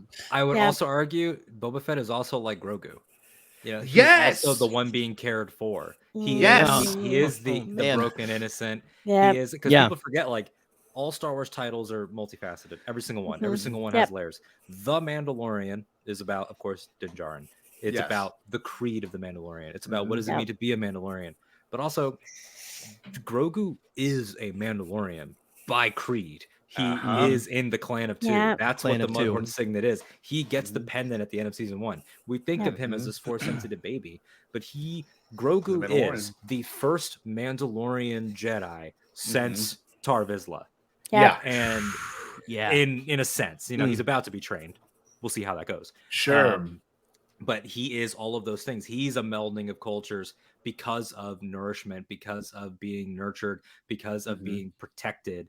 And Grogu also has to, as we've seen, Grogu also has to learn as much as a 50-year-old baby can learn to not lead with rage, to be able to lead with openness. And that's the point of Ahsoka saying he has to choose. You have to put him on the Seeing Stone at Tython. That way he can make these choices. Because before that, he was quick to choke someone out, regardless of how we feel about that character. And to choke someone out because it was all defense, rage. I'm scared. I've been through stuff. We know now You're how hurting my much dad. Repressed trauma Grogu has because of Order 66 in the fall, and maybe one day we'll see that story and I'll cry. But it's so interesting to me though that at the sight of this baby's pure expression of openness and a call for help, which is at the center of Star Wars, is just help those in need. That's Battlefront 2. Like, why'd you help me? Because you asked. That Luke moment permeates this Grogu moment, and Grogu, Din, Boba Fett, Fennec Shan all converge at this holy place, and they've all sort of shown up because they are the wretched. That's what Star Wars is. Rey, the scavenger, Finn, the child soldier, Boba Fett, the clone turned killer. Like, that's what all these people are. The scrum rats, Han and Kira. Like, even Leia, who is a child of privilege and royalty, is still the smuggled away baby of a mass murderer. Right. Star Wars is all about the wretched rising up. And that's why when people say, like, it's cool, it's like, yeah, he's cool, but it's like, could you try a little harder? Yeah, well, I mean, some of the coolest people have the best history, honestly. It's just kind of part of it. And I don't know, this like you, Scotty. Yeah. Can't stand you. Right. No, in all seriousness though, I'm so happy that in only 2 episodes we can have conversations this deep. And I'm not joking when I say that, because obviously you can watch episodes 1 and 2 of season 1 of Mando, or even episodes 1 and 2 of season 2 of Mando. But the conversations and the themes were there. But I think, at least to me personally, the themes have been much deeper, much more impactful with this one show than it has been quite some time. At least that's definitely how I feel. a different approach. And sort of like my last overall thought is, we all want and we should want, and it's a good thing that we're getting more voices. Leslie Headland as a queer woman coming in doing a Star Wars show with a non-binary lead. You got Deborah Chow, an Asian woman leading Obi-Wan. We're taking all of these steps outside of this show. Of course, this is still a show run by 3 dudes in their mid to late 40s. Now, with that said, they are in a very privileged position. And I am glad that what could have been 3 dudes in their middle-aged 40s fulfilling childhood fantasies turned into 3 dudes in their mid to late 40s saying, wow, what is it really like to get that far in your life and then have to reconcile with who you are? Exactly. Like, this feels like 3 dudes, Favreau, Filoni, and Rodriguez, sitting around and saying, oh God, like, you don't know who you are as an adult. They've probably gone through that, and that's the hardest thing about being a creative is what it's my responsibility now, and George's responsibility back in the 80s and the 90s and the 2000s to tell his stories. There's something to be said about that. It's in the creators opportunity and duty to help progress the themes of Star Wars, but also the themes of what we should see in modern day television. And it's the reason why, obviously The Mandalorian was so successful, and it's the reason why it's impacted so many people. But this show is gonna be one of those shows that if you don't put in what you want to get out of it, then it's your fault. Sorry, you can't. You shouldn't be. You shouldn't be served everything constantly, which is the problem with that. Steve had a zinger. Steve had a zinger. Steve's right. I wanted to bring it up, but that's the right moment right there to bring it up. Yes, that's it. And that's the thing that people don't get about Star Wars, is that they can watch it over and over and over again. They can say, I connect with it. They can get mad about things like Luke's portrayal and say, Luke was my hero. I identified with Luke. But the problem is that they can say I identified with Luke and any character, insert whatever character you want, but not really do it. Because if you really identified with these stories, and if you really put your heart into them, you would realize that Star Wars is the Dagobah cave. What's in there? Mm. Only what you take with you. That's every single time. If you go into the theater thinking about behind the scenes drama, if you sit down on Disney Plus thinking about, are they going to give me a cameo? If you sit down and you start talking about, what you feel about what you wanted, it's not about what you want. That's not what criticism is. Criticism is about what's on screen and how you feel about what was given. What you want is completely irrelevant. If I got everything that I wanted, lots of shows and movies would be different, but they wouldn't be the shows and movies that they are. Yes, it wouldn't be it wouldn't be what you needed, because it's not just what you want, it's what you need, right? That's and right. like so A much singular of this, vision's going to If get you old can't- eventually. If too, you Yes, can't have right? the one you love, baby, love the one you're the with. one you're with. Hey, hell yeah. There you go. I think there's lots of different ways to approach engaging with a story, and I think that sometimes self-insert is a valid way of engaging with stories. But it becomes a problem when you try to approach every story from that angle, or you expect Exactly. to be able to have that every time. God, it's just it's one of these things now where I'm so happy that Star Wars, obviously there's some spoon-fed parts of Star Wars, but I'm so happy Star Wars is still interpretive, because let's be real, it gets kind of scary when things are so cut and paste and they're just the same themes over and over again. And I would say thankfully these TV shows have had a wonderful opportunity to flesh this out more. See, look at this. Oh, yeah. Thanks. Thank That you. man. Thanks, Thank Papa. you. Thanks, Papa Dave. Love you, It's Thank you, just- Trapper Wolf. Trapper Wolf. It's Love you. just, it's awesome. And you know what? We've been going for an hour and a half now. I think that was the allotted time for these people that we guessed. Jerry, what do you want to add to this? Look at this sweet. I just want to know, what do you guys think that the Jawas around, like the Jawas around the tree during the vision, have to do with? Like, what do you think that that's something else that's going to be? Do you notice it? Because there's like kind of like a little bit of Jawa like whispers and stuff you can kind of hear. Yeah. And then when they actually showed the concept art, it showed a bunch of Jawas around the tree. So is that significant? Because they're another species that is indigenous to the planet, right? I I don't think know. because they called the ones in Mando off-world Jawas. Off-world Jawas. So- Yes, Yeah. that's right. They are But, indigenous there. I don't know if they're going to have an arc. I'm here for it. I would love that. Sure. Like I maybe would there's love- like bad I blood would between the love two, to because get an one arc for every non-basic speaking species. Well, if you think Star Wars, the Jawas are the opposite of the Tuscans, where they've embraced technology and they not only have they Well, embraced it's like it, maybe but they've taken advantage of it they're and obsessed with it. selling it. Yes, they're obsessed Yeah. with it. Well, and Are we- also they occupy space inside of Boba's mind because they scavenged his armor. Yes, Yeah. they Mhm. took everything that he thought he Right, was right. away That from could- him. that probably They could be a bit of it stole- too. they Yeah, that's stole probably his what it is, father. honestly. they stole his father from him again. Yep. His father Again. died twice. Oh man, and yeah. I think that it's twofold. It's a double-edged sword. Mhm. They tie in with watching Dad leave again. Bye, Dad. I'll see you soon. Yeah. And then that's what I figured he said. Sure. I'm hungry. Where's Omega?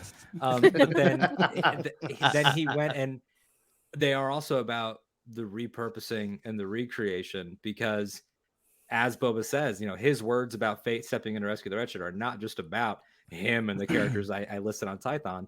His loss is also the savior, is also the saving grace of Mos Pelgo and, Yep. and the redemption of Cobb Vanth.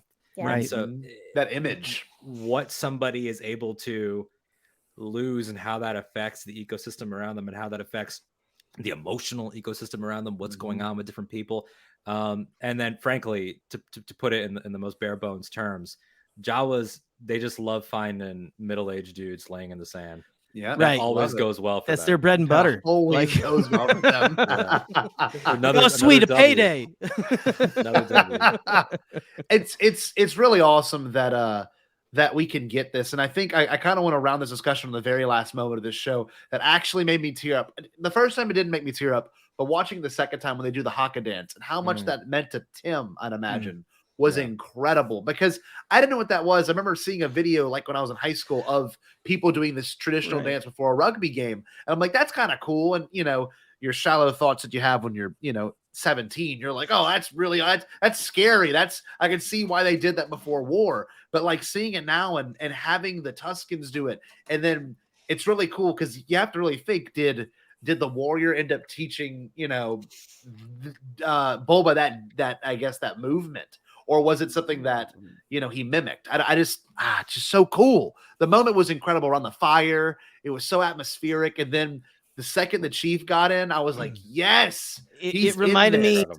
well, because he does a little bit of that of the Hocket, right? At during I think the behind the scenes. Yes, he does. Yep, Mandalorian season 2, doesn't he? Like he's doing a little because they're talking about how it's like the Goffy stick is like, and they put it in his fighting, those wide stances, and like the way that he's able to like do the turns on his waist when he fights and like backhand somebody. So yeah, I mean, it's like, I mean, Em, you could probably speak to this way more eloquently than I can. I'm lost in the ginger ale right now. But it's just it's like the zenith of like the synthesis of this person with what's going on and like the actual peak of understanding. And then when you like, obviously we don't know what none of this is 1-to-1, which we all are smart enough to know. Yes. But whatever this ceremonial haka in the Star Wars mythology is, it's battle, it's weddings, it's welcomings. I remember when Peter Jackson was posting videos from the filming of The Hobbit, they would do a haka at the film studio to welcome the actors. I think they had one on Thor Ragnarok and Thor 4. Yeah, they did. Right. Yes, they did. Yeah. Nice. Taika had them on set to bring people in. So it's I want you all, the people that saved me, to not have to hide anymore and to embrace what you can be and to stand up. And then we want you, the person we just saved, to know that we appreciate and love you. Like, it's every note. Yeah, it felt very reciprocal, and it felt like, I feel like it was a genius move to incorporate like Tim's culture so much in that scene, because it really gave this feeling of it's a moment that belongs to everybody on screen.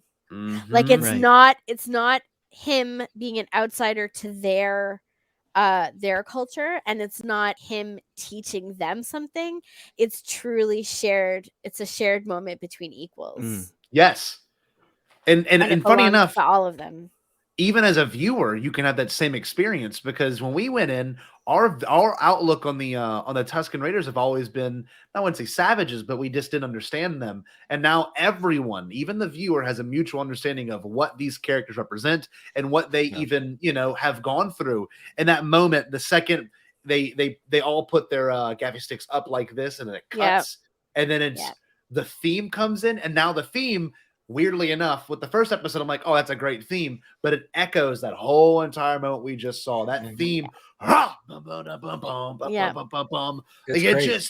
like eloquent. Oh, it's so well done. The confidence and like the elegance and just the and the metatextual level of it, because Star Wars is a healthy amount of meta stuff going on in it. The fact that it ends with this reciprocal gesture of welcoming at the end of what really is sort of like this arc that started in chapter 5 of Mando. Then it was chapter 9 of Mando. And now it's all the way into this show. This is sort of the end of the Tusken introductory arc. Like you've known who we are for 40 years in pop culture. You knew us as the monsters that killed Vader's mom, and you knew us as the guys that beat up Luke. Now we have actually welcomed you and seen, and like it actually literally, and it's like your preconceived notions all changed. It flipped. So far, every episode is like ended on a moment that has been absolutely pitch perfect for me. Like the last episode ended with him drinking from the melon and going, and it just like cuts immediately. And just the way that this cuts at the perfect moment in the dance is like, it's been some of the best like endings of any Star Wars thing I've seen, like ever. Like both of them. So satisfying. Yeah, absolutely. And it's funny, you watch this and you think to yourself, obviously I didn't know I needed it, right? And I think that's the beauty of this show so far is, I think a lot of people would have said maybe a year ago when this was announced, I don't know if we need a Boba Fett show, or we already know the mystery of Boba Fett. He came back in The Mandalorian, but now we're getting so much more of a character and a culture that I never knew I wanted, and it's just working for me. It's ridiculous how much it works. And I guess we can actually end on, what do you want to see next? What's next? What do y'all think is going to happen next? Because I have no clue. I hope we get more Gangster Story, but that's just me. Because that's the part, they left that on a 10-minute little moment, and we didn't get that much of it. So what do y'all think? What's next? Anyone? Yeah, I definitely want more like weird hut stuff, like weird Folgers huts stuff. Yes. More Folgers hut. Hashtag Folgers hut. And also I would love to see some Tuscan women. Yes, yes. I think the warrior is played by a woman, right? Right. But is it a woman on screen? Her figure. Here's the interesting thing is that if you look at the most recent, the compendium, the Star Wars compendium of aliens. Yeah. So it has this interesting entry for Tuscans that says that, the men are traditionally the ones that go out and do the hunting and whatever, and the women stay home and raise children and keep house. It's very traditional gender roles, I guess, very patriarchal. Right. But it says that the warriors get bonded for life to a bantha that is the same gender as them. Ooh. And the way it's worded implies that a warrior, someone with the role of warrior in Tuscan society, can be male or female. There you go. But there You are know women what? that break out of the norm. Yes. For what is Right. their norm. That is amazing. And that will also, if you think about that, will also make you very sad about the bantha that we saw die. Yeah, that's true. Yeah. Look, I am justice for banthas. I need to see a bantha gore the shit out of somebody. Like a bantha. One of the things I love, Take a big bite. Look at that big mouth. One of the things that I loved learning about banthas actually was that there are other, even though they're like most prominent, obviously, in Raider society, there are other cultures on Tatooine, especially that keep banthas and use them for meat and for milk. But Tuscans are the only race that do not. They have a cultural taboo against eating the meat of a bantha or drinking its milk.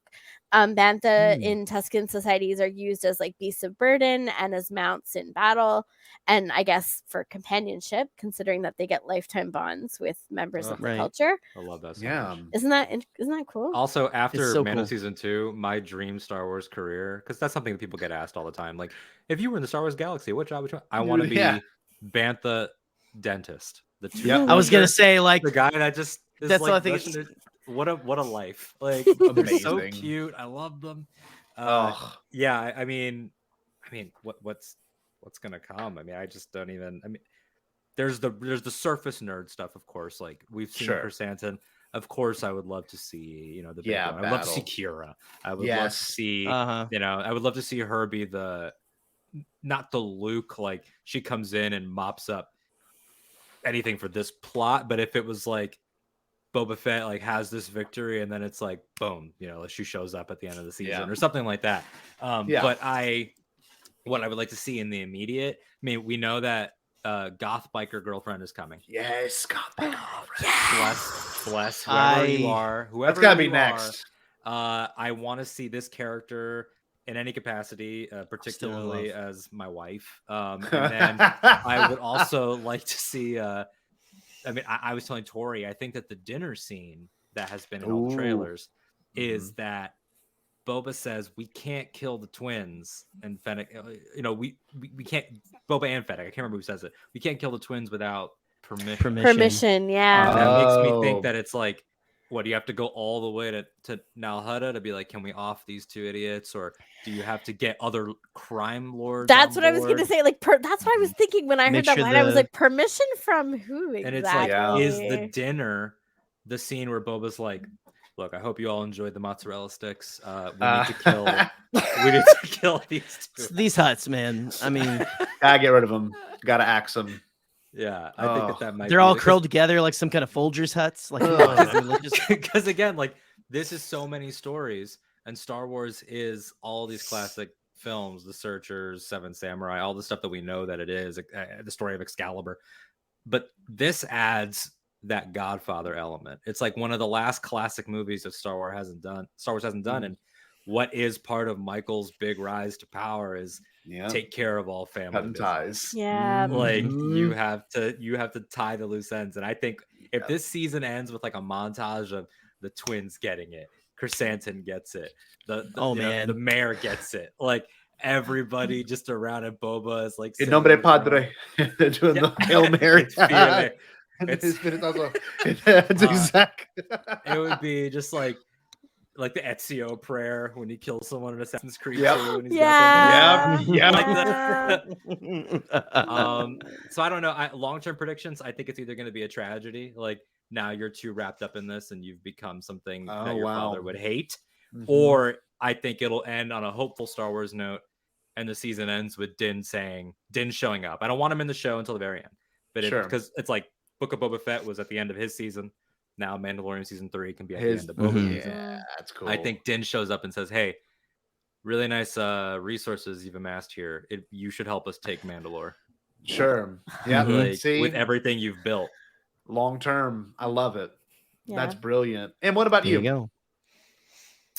I already talked about what I wanted to see. Oh, okay. Sorry. I am psyched though for Goth's girlfriend on a motorbike. Yes, that's got to come looks next. Amazing. Yeah. And yeah, I mean, we might have if to we- arrange custody, or like no, just kidding. Like if Let's we go to got Utah. to see, and if we got to see Kira, it would be like my birthday. Like, Yes. Oh, man. I yeah. Some way to say I'm it. so there for that. Although, actually, no, the only thing that could make a Kira cameo better would be if they had Kira cameo and they cast Lady Gaga as her right hand. How Lady wild would Gaga that in be? Star Wars would be like It would make phenomenal. sense. It would make La- sense. It Lady really would make Gaga in sense. Star Wars is one of those things where she's a great actress, but like just the energy, like I would love to ask her if she if only there was somebody that went to concerts and asked people if they like Star Oh, Wars. here we go. Come If on. there was I have to get VIP. I have to get VIP tickets to see Lady Gaga. Then that's just it. we'll have to. Yeah, Damn it. yeah. Fund me. Someone help me. Yeah. She's and already you know said what? she loves And Star Scatty. Wars. She said that's it. Oh, she true. has said it. Okay, cool. So Okay. Yeah, she needs She's to gonna be be in in it. it, and it's soon. My only prediction, y'all, because obviously we're not done with the Tusken Bulba. I think that story is done. I think he's going to leave the tribe, obviously, but there's a 5-year gap. I don't know how long he's with the Tuskens. Maybe he's with them for a long time. I don't know, but he has to find Finnick. He has to get the slave one back, and he has to steal it from Jabba's palace. Like, and we've seen shots of all 3 of those things essentially. Mhm. So I'm hoping we'll get more of that, and then we'll finally let the gangster story breathe a little bit more. I don't know. Maybe we'll have a break. I love It's that every gonna be Wednesday like- morning you wake up and you don't know. You just don't know. After episode 1, my big prediction was like, he's gonna become a part of this tribe, and the tribe's gonna get it, and that's what's gonna put him on vengeance. And then, but now that this has happened, I'm like, it would probably be an insensitive, like weird thing. If Yes. he was the last. So like, I would Yeah. actually love it if because they clearly trust him. He was Yeah, like, yes, hey, 100%. he's like, I'm gonna leave. I'm gonna take a blaster and a stick, and I'll be back tomorrow. I think it would be cool if he said, I'm gonna leave. It's gonna be for a lot longer this time. I need to make the sands a better place, and I'm gonna go seize power. And I promise you that one day you guys won't have to hide anymore. Yeah. I think that would be more beautiful than if they Of were course. all gunned, because them being all Yes. gunned down and him going on a vengeance thing is very Western, like it's Yes. basic. Yeah. But I think that if the twins show up and they try to seize the palace, and it's all the Tuskens that help defend the palace in the present, like they've been waiting, and he calls them in, like I know. Yeah, He's so good. badass. Give them the throne. Make them in charge to a certain extent. Obviously there's probably a speech barrier, but protocol joys are very useful. Jerry, any predictions? Just this. You gonna kiss? but who? Anyone. Ooh, Just peyote- all of them. The peyote lizard, The peyote hot lizard. twins. Yeah, I'm sorry. the peyote hot lizard twins. and sweat hamster. Sweat Oh. hamster. That's so beautiful. Yeah, Oh that. man. They belong I ship together. it. The Oh. 2 Twi'lek servers. Yes, Right. I'm about that. A workplace romance. Yes. Don't even get me started on them, okay? Like I need to marry them like yesterday. They're beautiful. They're Oh. so gorgeous. Stunning. Well, look, Absolutely. I guess we should get our plugs in before we close this show out. Obviously, Jerry and I will do our little things at the end. But Alden, where can people find you? Come on now. What's going on? Yeah, you can find me personally at that Alden Diaz. You all know how to spell that. It's ALDENDIAZ. On Twitter and Instagram, doing a lot of Star Wars talking, and it's not going to stop. And then you can find me Octa Radio, a Star Wars podcast. That's 3 shows. Octa Radio proper, where I do interviews. Rewatch Between Worlds, which is all about Star Wars Rebels, and then the Mandatorian Creed, hosted by the incomparable, wonderful, beautiful, genius Tori Fox. And that is where we're doing all of the Boba Fett coverage for the season. And then I'm also on the 1 in 10 Film Club with Nikki Kumar and Reed Devaney. I make radio and stuff, and hit me up if you like. Hit 'em up. If you like themes. If you like themes, long form discussions. Em, what about you? Yeah, you can find me at 9:30. We're moving times, by the way. We've moved to a little bit earlier with the show, so we have a live stream. So I'm on the Pink Milk After Dark live stream, which is also a podcast that comes out. The audio comes out on Mondays, but the live stream is on 9:30 Eastern time on Fridays. Our YouTube channel is called Pink Milk Podcast. You can find us on Twitter at Serving Pink Milk. You can find me on Twitter at Hutsleia, HUTTSLEIA. Ship who you want. All ships are valid. And also, I am also the rat that lives in the Rancor pit. Yes, the rat that lives in the Rancor pit. And That's tomorrow who needs a kiss. That's tomorrow. The Rancor rat, and the hamster. And the sweat gerbil. Yeah, sweat gerbil. I love these new characters. Rancor pit rat, sweat gerbil, and peyote lizard. So good. So good. And tomorrow at 9:30 Eastern Standard, 8:30 Central, and 6:30 Pacific, you should tweet this out. Blackout Star Wars Eclipse. There's going to be another movement for that. Yes, do that in the morning, people aware. please. Do it in the morning. Do it all through the business day when people are going to have their eyeballs glued to their Twitter accounts. It's very important. Please support us. We would really appreciate it. Of course. And you know what? Since it's M's first time being here, I have to play an inaugural Bombadcast video. Please Are do. you ready? Probably do. Alden has been here before, and maybe Alden didn't get this experience, but I know Alden will appreciate the experience. Oh, I'm going to love it anyway. Yeah, of course. I think he might. This is your wake-up call. Time to reach, go for it all. Vulture stirs inside of me, and I know what I can be. Limit is the sky. Hey world, watch me fly. The best part of waking up is vultures in your cup. Oh, yeah! Life so is much good. going on. It's Sorry. a banger. Now, You're My Present This Year will always be the best one. You're my present this year. Oh, well, this has been a great Bombad night. And every ending of a show, we have the guests say, "Stay Bombad." Em, can you give us a good "Stay Bombad" with our new outro video, by the way? So, be not the first time, but one of the special times to get a new outro video. Em, let's hear a good "Stay Bombad." Stay Bombad. Yes. Did you say impossible? Pasquale?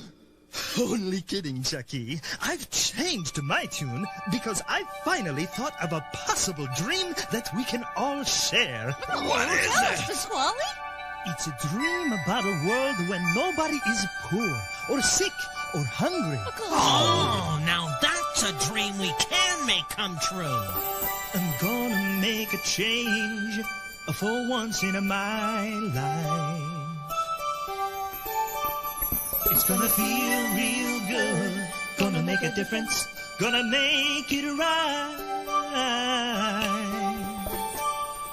As I point up the collar on my favorite winter coat, this wind is blowing my mind. I see the kids in the street with not enough to eat. Who am I to be blind, pretending not to see their need? A soundless disregard, a broken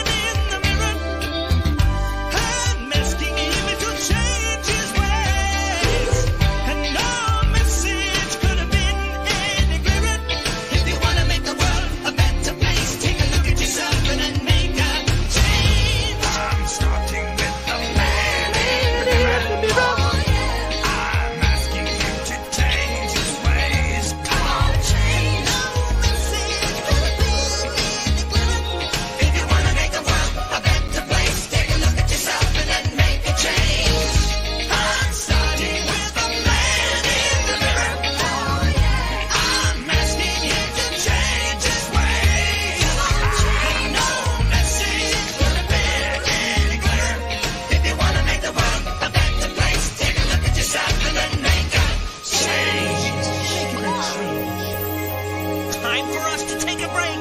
But we wouldn't dream of being gone for long. See you in a little bit.